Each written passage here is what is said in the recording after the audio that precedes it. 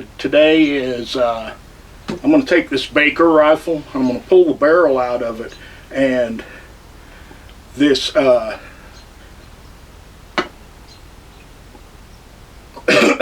excuse me, I've had a cold, and that's why I haven't done too many videos lately. It's cold. I don't know if it's sinus infection, flu, what, but I've had cough, sore throat and stuff. Head's been stopped up, so if I sound funky, that is why. But anyway, this 18th century recipe for rust preventive. So we're gonna try it out today. I'm gonna pull the barrel off of this Baker rifle. We'll put a coat on, and then I'll let it sit 24 hours. So once I get this on, I'll stop the video and post it. And then tomorrow, after it sits on for 24 hours, we'll wipe it off. And then I'm going to set this barrel outside. I may keep it on my porch, but we're expecting some rain over the next couple of days. So I'm hoping we'll see then if this is actually going to be pretty good. This does have a little bit of rust spots on here. Had them on there when I bought it, and I cleaned it up a little bit because I shot it back in December for the first time.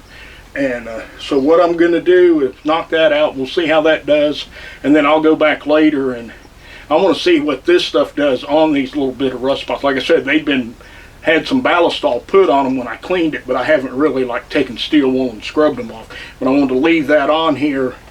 So after we treat it with this, I may go back and steel wool and ballistol and rub it all down, and then recoat with that and see how that works as well.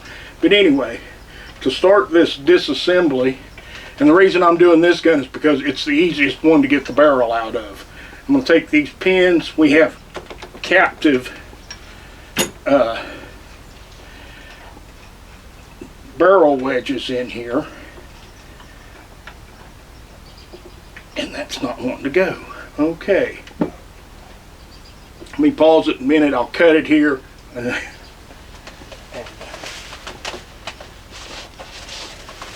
This punch has a tip on it, so I really don't want to use that. I'm going to get a flat tip punch.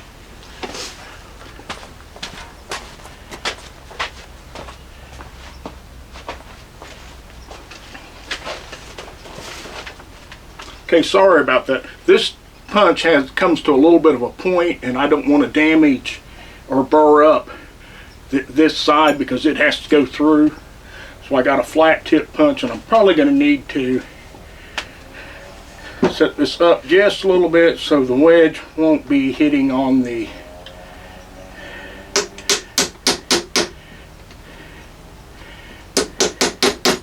get that one started, and I will get this one started. And these are captive wedges. They won't go completely out, but once they get through the barrel lugs, and I'll go ahead and hold it up this way so you can see it. We'll pull these out. Well, they're tighter than they were the last time I did this. So this, I should have got just a slightly smaller punch, but this one will work.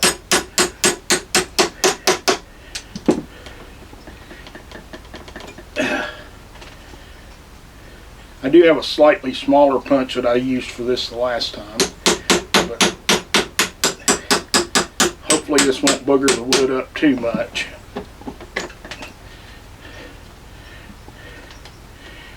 Now see, I should turn it around, but anyway, you can see these wedges are slotted, and there's a pin inside on this side that goes down through them to keep them from coming out. But anyway, once you get it to this point, it's just a matter of, oh, I forgot this one up here.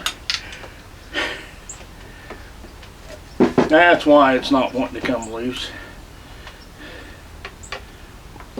And see, this one, I knew one of them was loose enough I could just push it out.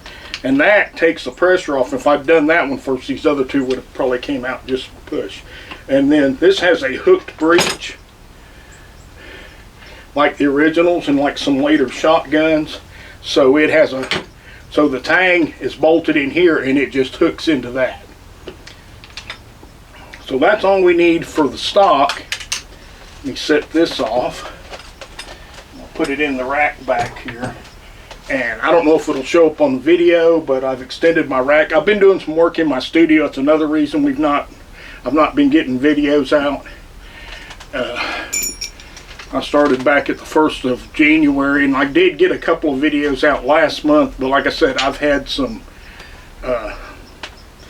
pretty, I don't want to say bad. I thought for a while this might even be COVID, but I think it's just a sinus infection.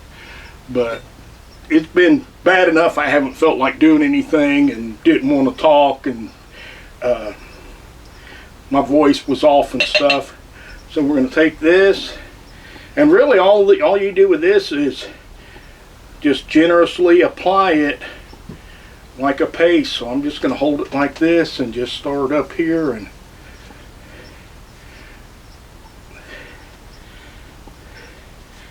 just rub it on. This jar is not as full, so I can't hardly reach it. And what I need to do is to put some of this in the box that I carry to events. I need to get a smaller container that's kind of open enough to where I can be able to reach in there to get some out to do this. And I'm applying it liberally on all surfaces. And like I said, there is just a little bit of rust in spots, but it was like that when I got this gun. The fellow I bought it from, one, he had it listed as a brown bess, and I knew it wasn't. I wasn't sure what it was when I was first looking at it, because this is more early, well, it's an M1800, and it's a smoothbore, where it should be rifle. This is the India pattern, and I hadn't physically seen one before, but it didn't take me long to figure out when I saw the bayonet lug for the sword bayonet. It didn't take me but a few minutes to figure out, oh, this is a Baker rifle. And the guy wanted $500 for it, and I'm like, I'm not gonna be able to find one like that anywhere. So I asked him, and I didn't have $500 on cash. I said, well, do you take debit or credit card? He's like, yeah, actually, he said, I'm set up for that. I said, well, I want that gun. And I told him, I said, do you realize that's not a brown bess? He's like, it's not. He said, what is it? I said, I'm pretty sure that's the India copy of a Baker one. He's like, I don't know. He said it was my dad's. He was a reenactor. And he said, I don't think he ever shot it.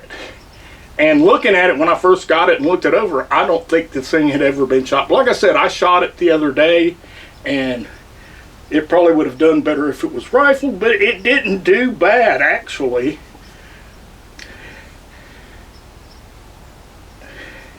Now I'm gonna, and it is set up with, and I'm just getting this stuff all over my hand here, so I don't think it's harmful, but I wouldn't bet on it. It's basically, this is like a homemade version of, and I don't think it has as much camphor in it as Vicks does, but it's similar to a Vicks Vapor Rub. And you can go back and watch the video I have on it. All this is a 6 ounces of lard. I have the recipe in the video on when I actually made this up, and I want to turn this up here because I want to pop these.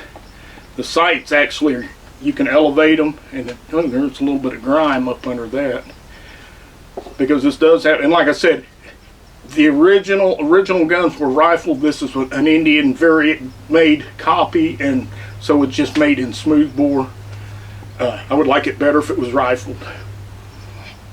But I mixed 6 ounces of lard. Just go to the grocery store and buy you some lard. I think you want, I would suggest unsalted or just pure lard, because you don't want to be putting salt on your gun barrel. And 3/4 of an ounce of camphor, which you can buy it in a block form.